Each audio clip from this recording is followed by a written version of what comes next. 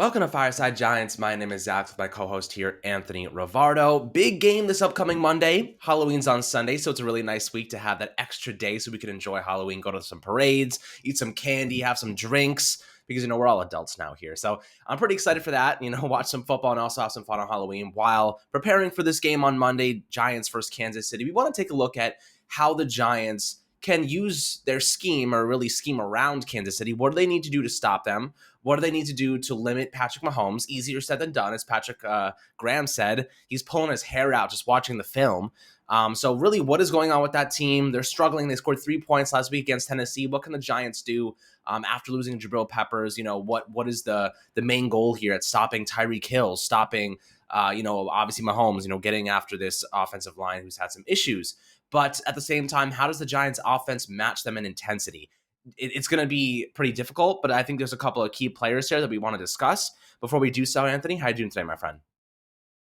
I'm doing great, man. I think that this is a game coming up on Monday. It's going to be an exciting one. It's obviously a very difficult matchup for the Giants, but I think that the Chiefs are looking at it as this might be a little bit of a difficult matchup for us as well. Monday night, they're 3-4. This is the first time in a while that the Chiefs have been this far into the regular season with a losing record, right? 3-4. They're not playing their best football. This is not the 2020 Chiefs, right? This is the 2021 Chiefs who are struggling tremendously in certain facets of the game. So for the Giants going into this Monday night game, sure, of course, facing Patrick Mahomes is never easy. It's never something that you want to do. It's just something that you have to do, right? So they're going to face Patrick Mahomes, and they're going to hopefully try to contain him. You can't stop Patrick Mahomes from being a good player, but you can hopefully try and confuse him, slow him down, contain him at least somewhat, and hopefully get him to throw some interceptions, which he's been prone to doing so far this year as he leads the league in interceptions in 2021. So that's going to be the major key. That's what we're going to discuss throughout this video. How do you slow down Patrick Mahomes? Well, the biggest way to do it, get him to force some turnovers, get him to throw some interceptions. That's going to be the number one thing for the Giants going into Monday night. Right, and I think when we're harping on the defense specifically, there's a couple reasons why the Chiefs' defense is struggling the way it is. Firstly, they've really allocated majority of their resources toward bolstering the offense and really improving that unit. And ultimately, they've kind of turned the narrative on the NFL saying that if you have a great offense, you can make up for defensive deficiencies. Like the Chiefs' secondary has been pretty bad the last couple seasons, but they've just scored so many points and been on the field for so long, it makes the defense look better, which is something I wish the Giants had, had in terms of time of possession and dominance. But at the same time, you look at, trading for Frank Clark, the contract they gave him, he's not generating much pass rush right now. They've really struggled in generating pass rush, which is a good sign for the Giants, who kind of have an offensive line that's forever in disarray and trying to solve spots there. And also just like their first round picks, their second round picks that have been allocated toward the defense have not panned out. And that really goes to show that like their drafting has been pretty good offensively, but defensively they've had some big issues, and also shows how an elite quarterback, what it can do to mask deficiencies on your team. When you're looking at the Giants, Daniel Jones has done so at points, but Patrick Mahomes is pretty good.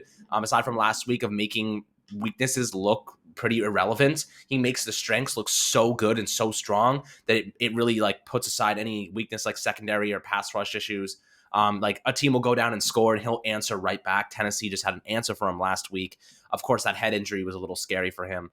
But defensively, the Giants have an opportunity here, right? So looking at their defense, they're in the bottom 6 in the league, allowing 29 points per game on average. So the Giants have a really great opportunity to take advantage of that. In terms of rushing yards, they're allowing 128.9, which is also in the bottom 7 in the league.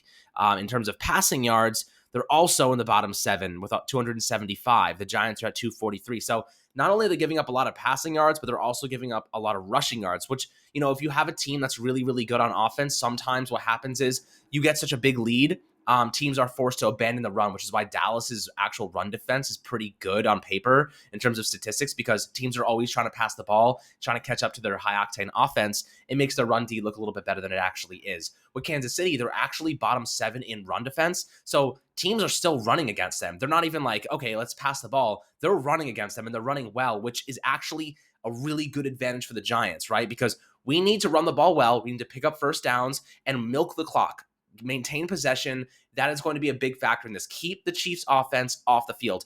Picking up first downs, especially if we have Saquon, especially if we have Kenny Golladay and Kadarius Toney and Sterling Shepard, which all of them are going to be questionable for this game. Sterling Shepard, I believe, will play. Kadarius Toney seemed a little bit behind, according to some of the reporters, in terms of behind Saquon and Galladay. But, there is hope that all four of them could play. Luckily, it's a Monday night game, so we have that extra day of rest there and rehab. I think they're all going to try and give it a go in pregame warmups. We'll see who actually makes the cut. But for the most part, Anthony, when you're looking at this defense who, was giving up a lot of running yards in addition to a lot of passing yards, I think the key here is running the football strong. If you can establish the run, it's going to open up play action. And then play action is where you take some shots deep. I think first down, second down, take some shots deep. Go use John Ross, use Darius Slayton. Darius Slayton's beaten a couple coverages this year. The throws just haven't been. Last week, Daniel Jones got hit on a throw, and he wasn't able to put it on target. And then obviously Darius Slayton dropped that one in the end zone against Washington. But I think that Darius Slayton can get open again. I think John Ross, if you have both of those guys on the outside, it's going to be really hard for Kansas City to stop them all day long. If they can establish the run, open up play actions, take some shots downfield, and get some big chunk yardage gains and potentially scores, I think that's how the Giants want to do this. But at the same time, they want to really drag out these long drives, pushing the running game, just picking up those first downs, but also taking your shot plays. So, Anthony, when you're looking at this defense, how do you think they approach this contest? Yeah, if you take a look at the Chiefs' defense, their defensive line is really poor. It's basically Chris Jones and a bunch of nobodies versus everybody, right? So when you're talking about Chris Jones, obviously you avoid him. He's one of the best interior defensive linemen in the NFL. But when you're talking about the edge rusher, right, the defensive end, Frank Clark, having just a very bad season so far, you're talking about maybe running the ball his way, making sure that all of the blocks are going right towards Frank Clark and you can pick up some yardage on the ground that way. Or with any of these other guys, Nadi and Reed. If you go on Pro Football Focus right now, if you're looking at Frank Clark's PFF grade, he ranks 109th out of 110 edge defenders. So that's horrible. And then if you're looking at Nadi, he's 94th out of 120 interior defensive linemen. And Reed is 110th out of 120 interior defensive linemen. And then Jones is, of course, 37th out of 110. He's on the edge now. He used to be an interior defensive lineman, but they have him on the edge because they just have no pass rush. So they had to move their best interior defensive lineman from the interior out to the edge because they just can't generate a pass rush. Steve Spagnuolo, former New York Giant legend, is struggling severely over in Kansas City because he just has a lack of personnel. He doesn't have players to fit the scheme. You guys know Steve Spagnuolo loves to run that 4-3 defensive front. He loves to put out four straight up pass rushers, no interior defensive linemen, the NASCAR package. We all know about the NASCAR package and love the NASCAR package. Well, the NASCAR package worked great when you had Michael Strahan, Justin Tuck, Osi Umenyiora, when you had that many talented pass rushers on one team. But when you have Chris Jones, Frank Clark, Nadine Reed, he's not getting a pass rush from these guys, and it really just all starts up front. Dave Gettleman says this a lot. I know we've criticized Dave Gettleman for placing too much of an emphasis on this, but it is true. It does start up front. The trenches. The game revolves around the trenches, the interior defensive line, or really just the defensive line in general, or the offensive line. That's a huge matchup for the Giants, and in this they actually have a matchup advantage here, right? Their offensive line is somewhat of a matchup advantage against this defensive line, which is shocking to think because the Giants' offensive line has been so bad for so long. They're starting to play a little bit better now, but by no means is the offensive line fixed at this stage. But you have to give a lot of credit to Rob Sale. He's done a really good job with the offensive line, and it really hasn't been the thing that's been losing us games, right? I think the offensive line has been doing enough to put the Giants in winning positions. And when you're looking at this offensive line versus this defensive line, I think the Giants actually might have a matchup advantage. So, yes, run the ball, but also Jason Garrett did a great job scheming up some open, out-of-the-pocket opportunities for Daniel Jones, some passing plays where he got out of the pocket naturally. Do that again because there are no pass rushers on this team. There's really no significant threat other than Chris Jones. I think that for most of this game, Daniel Jones is going to be standing in a clean and comfy pocket, and he's going to be able to make some deep throws and kind of torch this Chiefs secondary, which also lacks talent.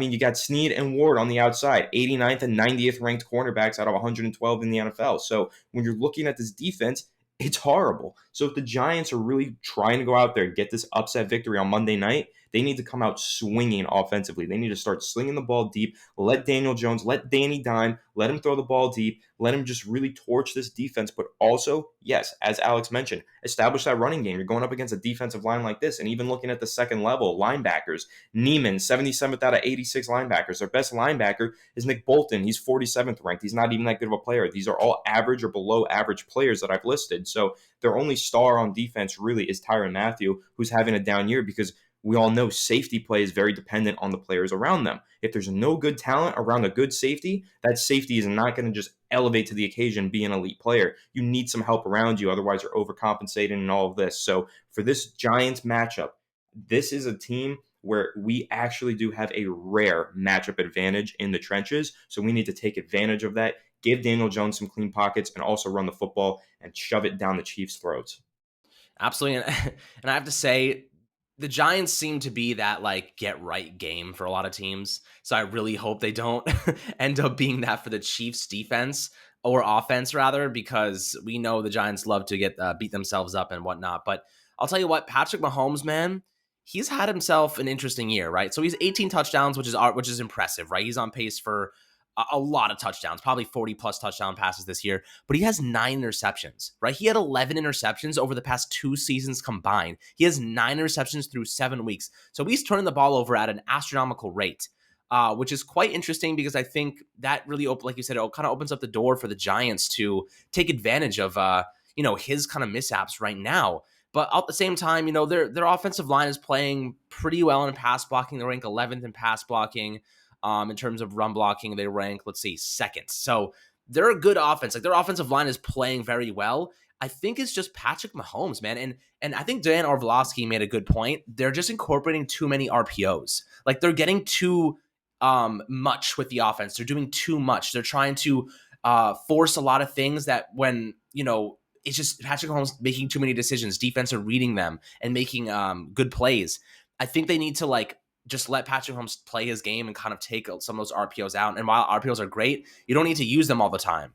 Sometimes it gets a little too confusing and teams start to figure out, we know this is where it's going otherwise. Let's just have a guy hover underneath, the spy there, and then just try and undercut those routes. Patrick Mahomes has thrown a ton of interceptions, including, let's see, he had 1 last week and then 4 the previous 2 weeks. So, 5 interceptions over his last 3 weeks of play is a lot for an all-pro level quarterback, generational prospect. So, that's kind of where the Giants are looking right now. Let's see if we can get some turnovers against him. Let's see if we can bait him into some bad throws. And Patrick Mahomes, ultimately, he's very, very good in the pocket, but he's arguably better out of the pocket. So, I think the Giants here need to contain the pocket. Don't let him roll out, but they need to generate a lot of interior pressure, right? They need those outside linebackers to keep him contained on the outside, but they need guys like Leonard Williams and Dexter Lawrence to have big-time games and put that interior pressure, make Patrick Mahomes step up in the pocket and then swallow him up. That's where they really want to go in terms of, containing him, but also putting pressure in his face. And I think, that's where they're going to find the most success, Anthony. Offensively, though, the Giants need Kadarius Toney. They need him on the field. I don't think Kenny Galladay's enough personally. I don't think Saquon's enough. I think they need Kadarius Toney. I think he's their playmaker right now. I think he's their X factor. I think he's the guy that when your offensive line is playing like a steaming pile of dog shit, he's the guy you get the ball to and he makes things happen. You know what I mean? You don't need Kenny Galladay to run 10, 15-yard routes and Daniel Jones is already on his ass. You need Kadarius Toney to run a simple slant, a simple bubble screen, get him the ball quickly, right after the snap, and let him work. Let him do his stuff. That is what Kadarius Toney is good at. Short yardage, turning it into long yardage, yards after catch gains. That's where I think the Giants are going to make a lot of noise here. And prime time, I'd be very surprised if Kadarius Toney did not play. Working with trainers today, but I think that, he's going to try his best to be ready for this game. I don't think he wants to miss it. He'll probably get some cortisone shot in his ankle or something to kill the pain. I don't know what he's going to do for it, but hey, we need this guy, and he's probably our best shot at actually winning this game. I don't think Saquon is enough. I don't think Saquon is a guy that we can count on in any given game to win for us. The injuries have been awful the past couple of years. I just don't really trust him at this point. Kenny Galladay, the injuries as well, just don't really trust him. When Toney was on the field against Dallas, he was the whole offense. He was running the Wildcat. He was pretty much getting 1 out of every 2 catches, if not more than that. And I think that this is a chance for him to make a statement and do it on national television against arguably one of the best teams in the league. Offensively, Anthony, I'll give you a second to kind of give your idea on what the Giants need to do here. Yeah, I mean, offensively, if Kadarius Toney is available to play, I think the Giants offense does need to run through him. I think he needs to have a game that's like vintage Odell Beckham Jr., right? 2015-16 Odell Beckham Jr., where he just catches the ball and takes it to the house and gives the Giants that little spark plug that they need. But I do want to jump back to Patrick Mahomes real quick because I do have some pretty good stats to throw out there. We're talking about how they're running a lot of RPOs, how the Chiefs aren't letting him play his game. Well, actually, I have a statistic here.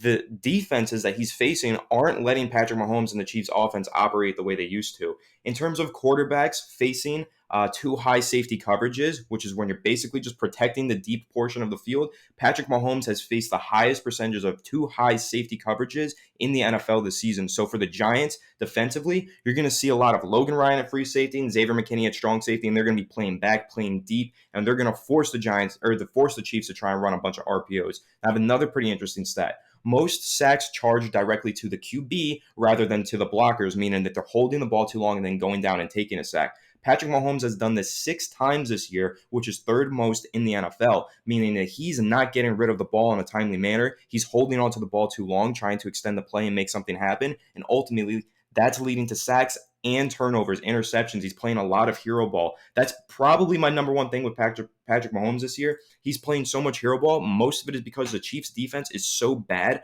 Opposing offenses are going down and scoring almost instantly. So Patrick Mahomes is getting the ball back, and he's saying, I got to make something happen. I got to make a play. He plays hero ball, and it leads to a lot of interceptions. And another thing with the Chiefs' offense, Patrick Mahomes has had 13 passes dropped by receivers this year. Now, that's fourth in the NFL. Daniel Jones has had 16 dropped by receivers, so he's getting hit by that way worse than most quarterbacks in the NFL. He's second most in the NFL. But for Mahomes, the Chiefs' offense, it's a combination of having too bad of a defense to cooperate with, Patrick Mahomes playing hero ball, and then defenses finally just getting up to speed and saying, we are just not letting you throw the ball deep. You will do everything short and have to run for it. You are not throwing the ball over our heads. That's what defenses are saying to the Chiefs right now, and that's absolutely what you're going to see from the Giants on Monday night. You're going to see a lot of two high safety looks, a lot of prevent, cover 4, cover Tampa 2 defenses, and that's going to be the way that the Giants try to stop the Chiefs. Yep, and one last little tidbit before we sign off here. Joe Judge said he's optimistic that Kadarius Toney, Kenny Golladay, and Saquon Barkley get a few practice reps in tomorrow, which is a very good sign against the Chiefs from Monday. So let's freaking go, guys. Make sure to hit up our sponsor, BUSR, in the description, in the link on YouTube. Make sure to sign up. You get automatically entered to win $250. They're going to match any of your bets for free up to $500. So free bets, free money. Go enjoy that for us. Let's really hope these guys can play on Monday. I'm really optimistic. I feel good, but make sure to smash that subscribe button below on YouTube, Apple, and Spotify, and we'll catch you guys on the next Fireside Giants episode.